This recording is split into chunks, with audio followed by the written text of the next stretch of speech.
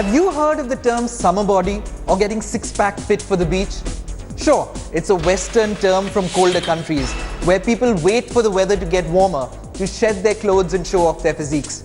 Welcome, ladies and gents, to the show that's going to show you how to keep fit all year through the Indian summer. Welcome to another episode of the Men's Health and Women's Health Show. On the show today, an inside look at India Today Body Rocks, the health conclave that had Deepak Chopra and Prime Minister Narendra Modi's yoga teacher talk wellness, a special story on how to make cycling a life-changing habit, and our restaurant spy goes vegetarian, shows you how to get protein in your food when eating out. First up is the body of all bodies. This Bollywood actor battled criticism for his anglicized name, his acting skills, but went on to become an A-list movie star, a producer, a sports entrepreneur, and more. Gracing the very special 101st issue of Men's Health India is the man with the most famous backside in the country, John Abraham. As a special treat, let's work out today with John Abraham.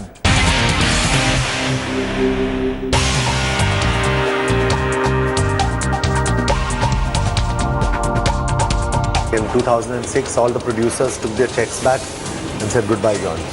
So I've lost all my work. I've gone through my issues, I've gone through my problems, but here I am standing in front of you. I am fortunately on the cover of a magazine I deeply adore. Wonder what it takes to be fit at 42? Well, here's the man who's done it himself.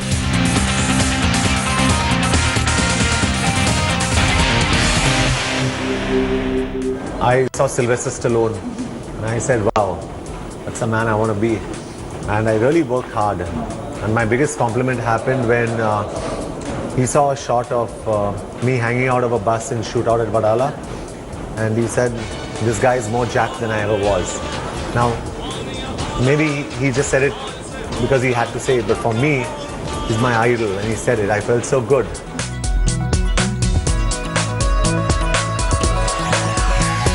I've got a friend here who's probably going to help me with my workouts because he's probably one of the fittest guys you'd see around. Rajat.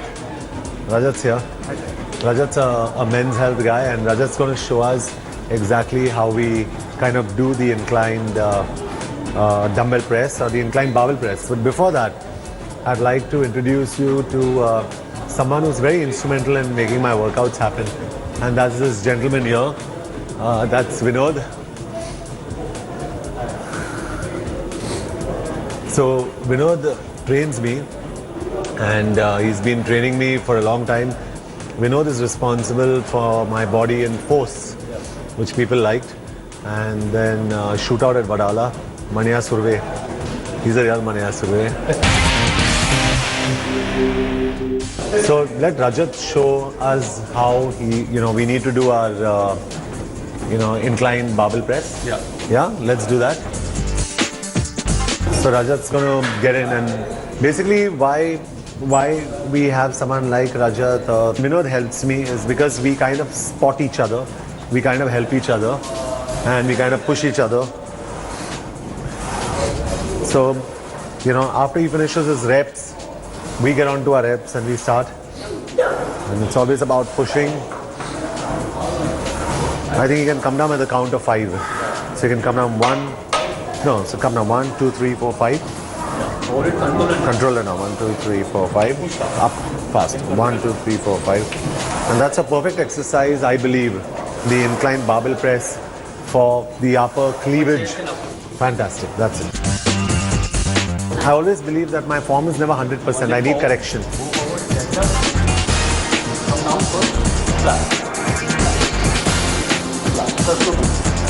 And this is very important. When I'm watching him do it, I'm already correcting myself and trying to understand how I need to do it.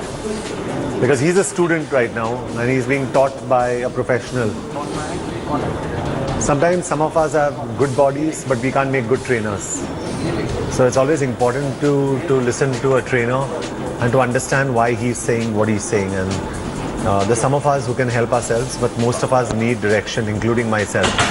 So I need direction, and of course I can't lift as much as Rajat can, but so just circle movement, flat. So this is it. It's one of my most favorite exercises. This is the cable crossover, and this is it. And in fact, this is an addition that's coming to my house now. It's called the double adjustable pulley. This again, lat pull down, is an exercise that I'm extremely fond of, and I believe that one of the strongest parts. In fact, Vinod, am I right? Yeah. The strongest part of my body is my back, right? I love working out on the back. We enjoy this. So that's how we work out. I think Rajat will show you better form. Seriously.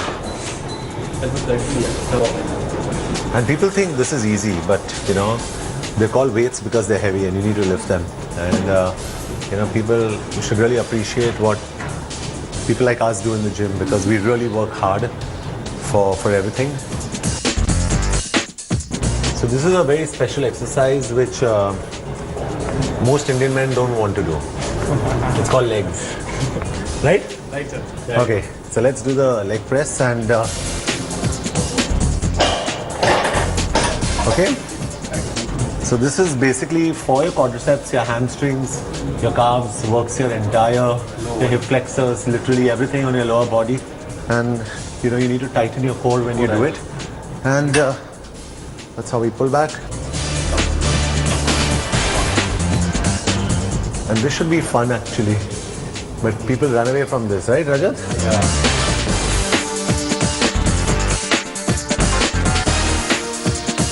It's me signing off saying, no Photoshop, keep clean, do good, and work out hard, and work out forever, and die with a six-pack. Sparta! Kill it. Have you ever wondered why cycling is not as big a sport in India as it could have been? Don't say we don't have roads. If Sachin Tendulkar's Ferrari can survive the bumps, surely a bicycle can. Our next story will show you how to take up this life-changing mode of travel and make it a habit for life.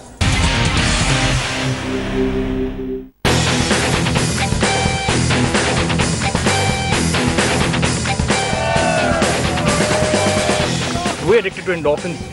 It's the best endorphin run. I have so many amazing memories thanks to biking. It's a sports activity, and apart from gymming, you really have to do something, you know, which keeps you going in life, which gives you that passion and aim. So that's why cycling. It's a complete adrenaline rush.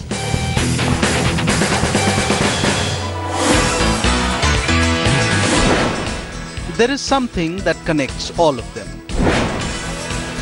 They're all part of a growing tribe of enthusiasts whose favorite wheels are not a big, shiny, fuel-guzzling SUV, but the modest bicycle. For most of them, weekends mean waking up at the crack of dawn, putting on their helmets and rushing out. And what really drives them to get out of bed is the rush they get after settling into the saddle and pedaling away to exhaustion.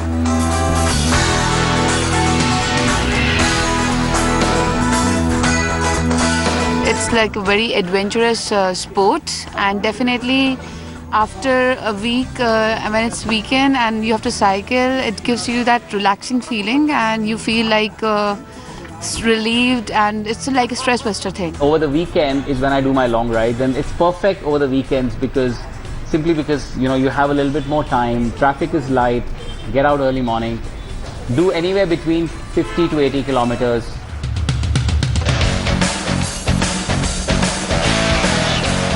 While people like Avinash prefer taking long rides on city roads, there are others whose love for adventure takes them pedaling on uneven terrain, mostly with a group of like-minded pedal buffs.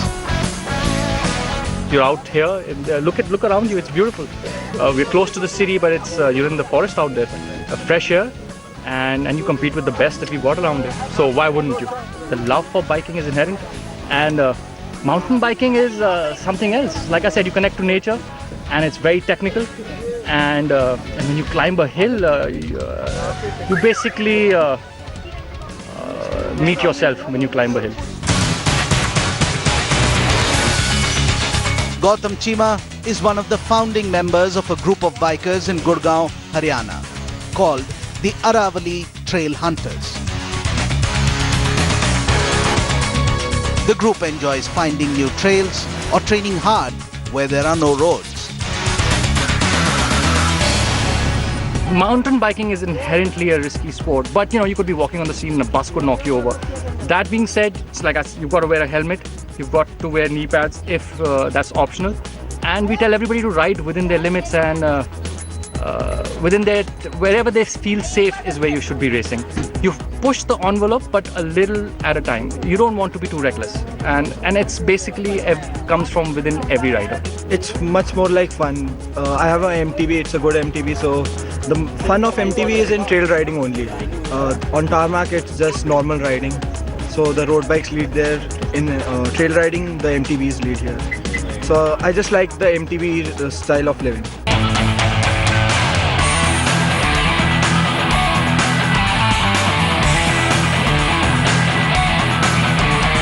I travel a lot. Almost every other week I'm traveling.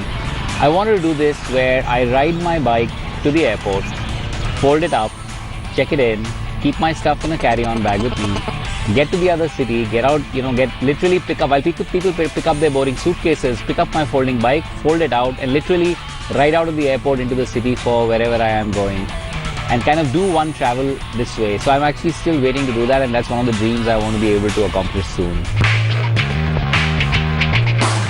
And why not? After all, cycling offers a simple solution to so many problems at once. It keeps you fit, is easy on the pocket, and helps you do your bit for the environment.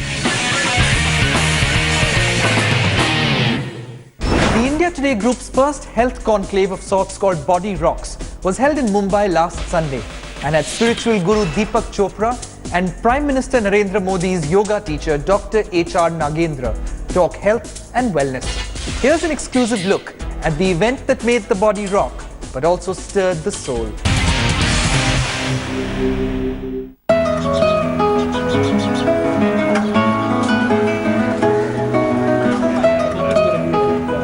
India Today hosted its first health conclave called Body Rocks, and it certainly was a celebration of all things healthy. What is this Body Rocks? We believe the body is where it starts and sometimes ends. If a shallow pursuit like vanity can push you towards the path of fitness and good health, it's only a good thing, isn't it? Renowned spiritual guru Dr. Deepak Chopra and Prime Minister Narendra Modi's yoga teacher Dr. H.R. Nagendra treated the guests to a day of revitalization and stimulation. 48 hours, I had a car, a TV, no money, bought two things that I didn't need with money that I hadn't earned to impress people that I didn't like. And so this is the introduction to America. I share this with you because, it's so seductive, the environment. And it took me a year to work in this hospital to make my grades, to get out of this atmosphere. Deepak Chopra talked about his journey from India to the US, from being a medical student at AIIMS to the spiritual guru that he is and his theories. Your body has, as I said, 23,000 genes. And so in the last 5 years, the new science is called epigenetics. Epigenetics means it's not the genes you were born with, but what happened to the genes after you were born. And they are regulated, now we know, by things like, do you get enough sleep? Do you meditate? We have a study which I'll show you that meditation changes the genomic expression totally. A brief meditation session ended the segment. Slow down a little bit, because the breath is the movement of consciousness, as is thought. As is life. Life is the movement of consciousness. So just observe it. Yoga guru Dr. H.R. Nagendra enlightened the audience with his insights into the world of yoga. I just want to know, like, when our Prime Minister does yoga, like, can he actually do a headstand? Can he, like, levitate on his arms and put his body up? I mean, what level of yoga does he do? See, he started doing yoga almost 20-25 years back and started using this and started understanding the deeper and deeper and subtle dimensions of that. And gradually he has developed and he started applying. Like in the asanas, like, what level of difficulty can he do? Not only asanas, it is pranayama, meditation, and the whole process of bringing about the calmness of the mind throughout the day. That's the most important. Asanas, you may not be able to do many things, it doesn't matter. Asanas is a small part of the entire dimension. The conclave was attended by the creme de la creme of Mumbai, including Rajashri Birla, Kailash Sundarnath, Pooja Bedi, Ashmit Patel, Aditi Govitrikar, Simon Singh, Queenie Singh, Poonam Dhillon, and Anil Dharkar, among several others. All in all, Mumbaikars not only got health and stress-busting tips, but also tips on how to maintain the ideal work-life balance and get rid of lifestyle-related diseases. Our next story asks a pertinent question. How do vegetarians get enough protein in their diet, especially when eating out? Our restaurant spy goes snooping and gets you some mouth-wateringly delish answers.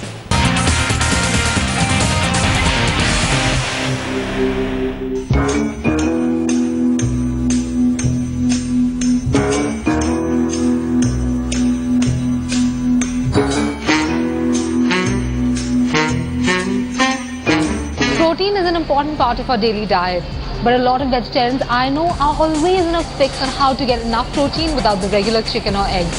So I thought, why not spy on Lavneet Batra, our expert nutritionist today, as she heads out for a vegetarian meal at the Dhaba by Claridge's in New Delhi. Let's see how to load up on all that protein if you're a vegetarian.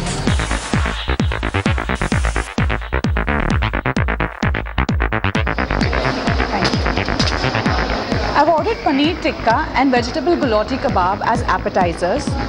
Paneer is a complete source of protein for vegetarians and it's easily available. However, when paneer eaten outside is very high in fat, so you can make paneer at home from double tone milk and cut your fat into half. If you are enjoying your paneer outside, just stick to 2 pieces of paneer tikka and it will give you close to 15 grams of protein. I've also ordered vegetable gulati kebab. A lot of people think that vegetables are a rich source of protein, but that's not true. You cannot only rely on vegetables for your protein intake. The vegetables which contain protein would be peas and green leafy vegetables. But vegetables are not a complete source of protein. You'll always have to club them with grains such as dalia or brown rice, or dairy products such as yogurt or milk.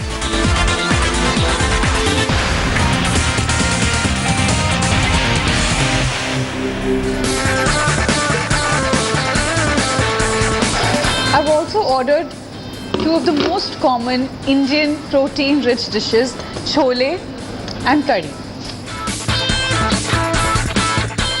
Curry is made with yogurt and besan. Yogurt is a complete protein and it contains whey protein. 1 katori curry can give you 6 grams of protein and it can be a great post-workout meal. But just delete the pakora because that's high in fat. I've also ordered chole. Chickpeas are a great source of plant protein. 1 katori of chole can give you 7 grams of protein. It is also high in fiber and 0 cholesterol. But it is not a complete protein. So every time you're enjoying your chole, club it with whole wheat chapati or rice. You need 9 essential amino acids in your diet to make it a complete protein. Chole is low in lysine, which is present in rice, and rice is low in methionine, which is present in chole, which makes it a complete protein. Hence, the importance of traditional Indian diets. Contrary to popular beliefs, even cereals contain proteins. 1 chapati can give you 2 grams of protein and so can 1 katori of rice.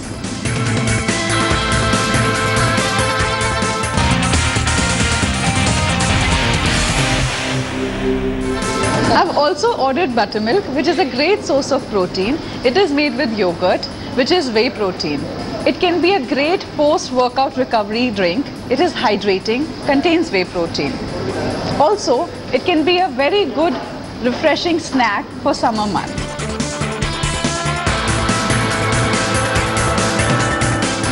An average Indian man requires 60 to 65 grams of protein daily, and for a woman that would be 55 to 60 grams of protein. You don't need to go overboard, and you can easily make up for this requirement through your foods. After workouts, within 30 minutes, go for hydrating low-fat protein choices such as skim milk or buttermilk. Within 2 hours, opt for high-protein choices such as tofu, dal or paneer, clubbing them with complex carbohydrates such as dalia or brown rice, and you're good to go. With that, we come to the end of yet another episode. For more regular updates, follow me on Instagram and Twitter at Jamal Sheikh, and keep that summer ready show off fit. Because you know, we won't be happy with your fit, not until you're at your fittest.